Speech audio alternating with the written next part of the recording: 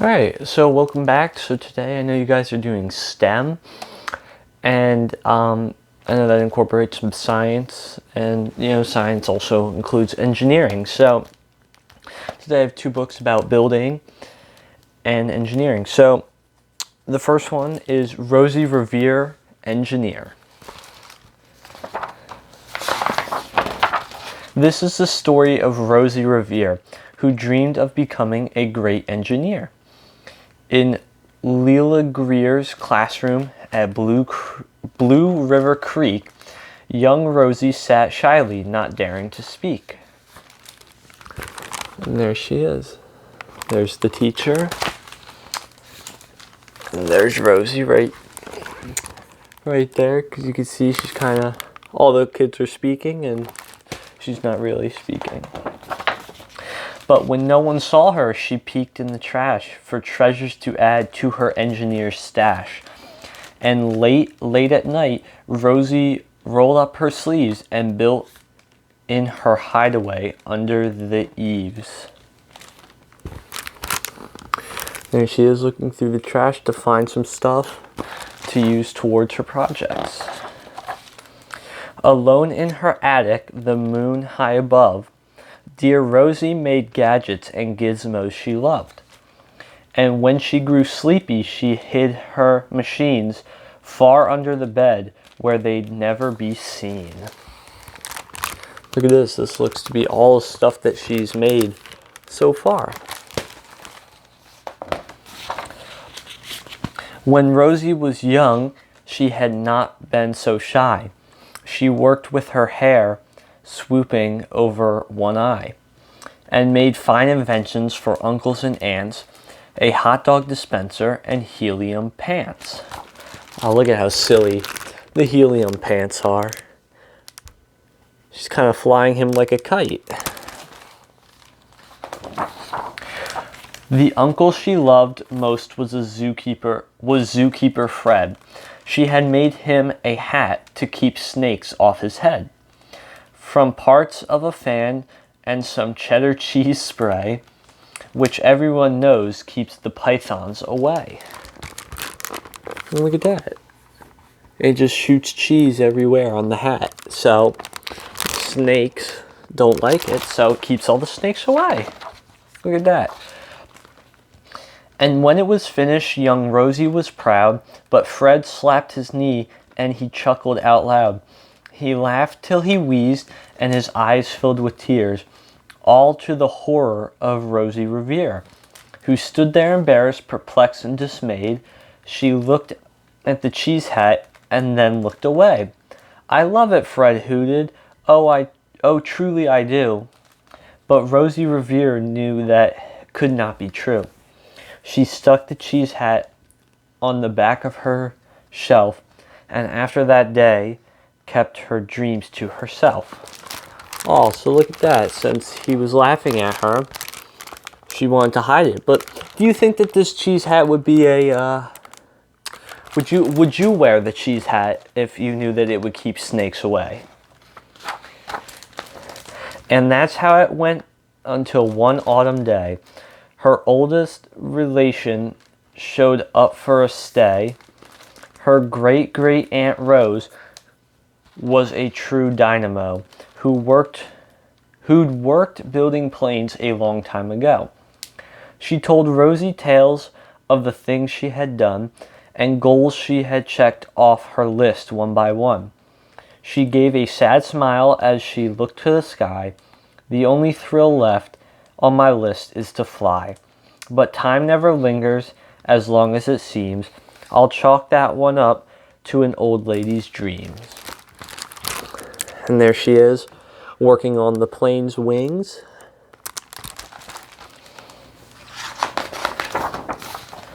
That night, as Rosie lay wide-eyed in bed, a daring idea crept into her head. Could she build a gizmo to help her aunt fly? She looked at the cheese hat and said, "No, not I." But questions are tricky and some hold on tight, and this one kept Rosie awake through the night. So when dawn approached and the red streaks lit the sky, Young Rosie knew just how to make her aunt fly. And there she is, lying awake, thinking of ways to get her aunt to fly. She worked and she worked till day was half done, then hauled her cheese copter out onto the lawn to give her invention a test just to see the ridiculous flop it might turn out to be. And that's what she made. And she's going to test it to see if it works. Strapped into the cockpit, she flipped on the switch. The Helio cheese copter sputtered and twitched. It floated a moment and whirled round and round, then froze for a heartbeat and crashed to the ground. Look at that, there's her cheesocopter that she made. And I'm assuming the cheese is like the propellers that make it fly. And she used, what is that, brooms and sticks and skateboards. Do you think that it would fly? Because, to be honest, I think, well, it says it crashes on the ground, but... Then Rosie heard laughter and turned round to see the old woman laughing and slapping her knee. She laughed till she wheezed and her eyes filled with tears, all to the horror of Rosie Revere, who thought, oh no, never, not again. Will I try to build something to sputter or spin, or build with a lever, a switch, or a gear? Oh, never will I be a great engineer. And there she is. There's her, or the woman laughing, and there it is all over the ground. She turned round to leave, but then great Aunt Rose grabbed hold of young Rosie and pulled her in close, and hugged her and kissed her and started to cry. You did it, hooray, it's the perfect first try. The great flop is over, it's time for the next. Young Rosie was baffled, embarrassed, perplexed. I failed, said dear Rosie, it's just made of trash. Didn't you see the cheese copter crash? Yes, said her great aunt, it crashed, that is true. But first it did just what it needed to do. Before it crashed, Rosie, before that, it flew. And there she is, giving her words of encouragement, telling her she has to continue. Your brilliant first flop was a raging success. Come on, let's get busy and on to the next. She handed a notebook to Rosie Revere, who smiled at her aunt as it all became clear.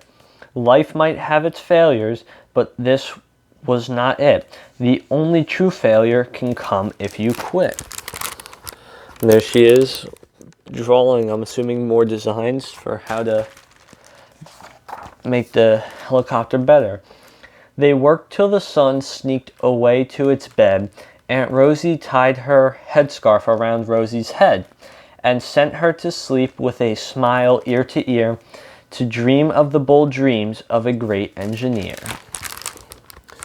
And there she is, building it. At Blue River Creek, all the kids in grade 2 build gizmos and gadgets and doohickeys too. With each perfect failure, they all stand and cheer, but none quite as proudly as Rosie Revere. Look at that, there they all are building their stuff. And that's the end for that one. And now the next one I have is the treehouse that Jack built.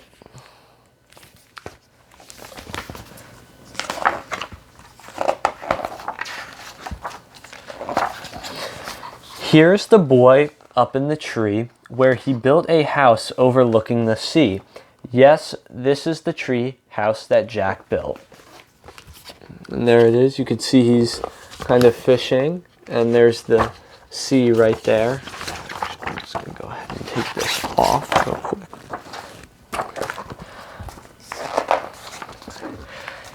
Here's the fly that buzzes by the treehouse that Jack built. There's the fly that they're talking about. It looks like a pretty nice treehouse. Here's the lizard that snaps at the fly that buzzes by the treehouse that Jack built. And there, look at the big lizard. It's snapping its mouth open at the fly. Here's the parrot who pecks at the lizard that snaps at the fly that buzzes by the treehouse that Jack built. But who swats the parrot?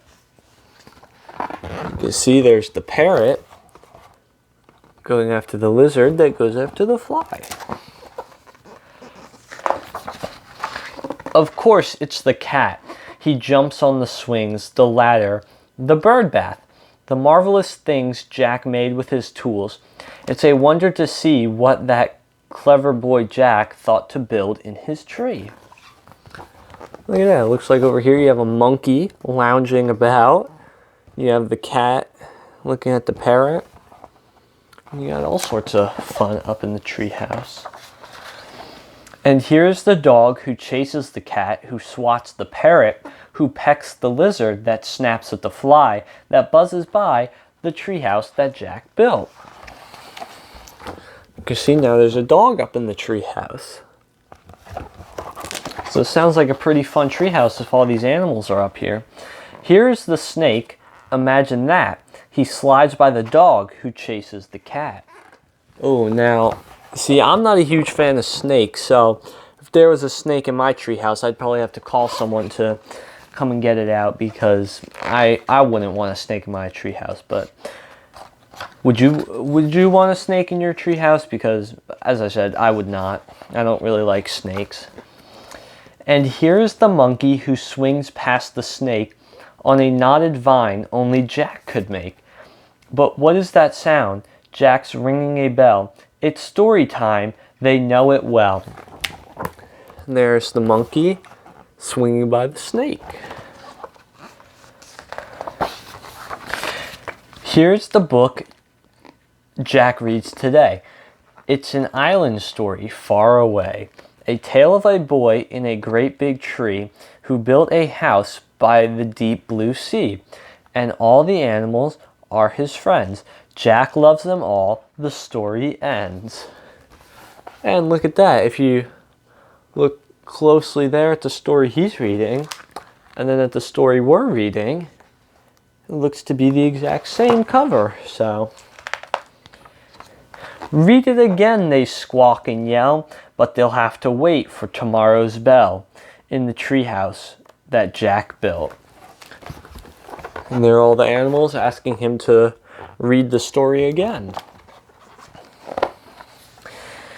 Now come the whales swimming one by one to leap in the sea with the setting sun. And here is the owl who flies out of the tree and over the whales in the darkening sea. And there's the owl and the whale. It looks like a pretty sunset if you didn't see that. There's the nice sunset over the water. Here are the stars in a big blue sky that say good night when the owl flies by. Away swim the whales, the monkey swings home, the snake slides off, and the dog has its bone. The lizard is still, the bird nods its head, the treehouse is silent when Jack goes to bed. And there, everyone's gone home and Jack looks like he's getting ready for bed. The moon has come up, the night has grown deep. Now Jack and his kitty are fast asleep. And there he is, with the cat on his bed, and there's the dog. And then you can see the moon right there in the background. Good night to all who came and played. Good night to all the things Jack made. Good night to the sky, good night to the tree. Good night to you, good night to me. There they all are, sleeping. Good night. And good night to the treehouse that Jack built. And there's just a picture. So, would you want to live in that treehouse? Because I think that would be pretty fun, just looking at all the pictures of it. But again, as I said, the snake would, it could not be there because I don't really like snakes. So I hope you guys enjoyed these stories today. I enjoyed reading them to you. And yeah, so have a good day.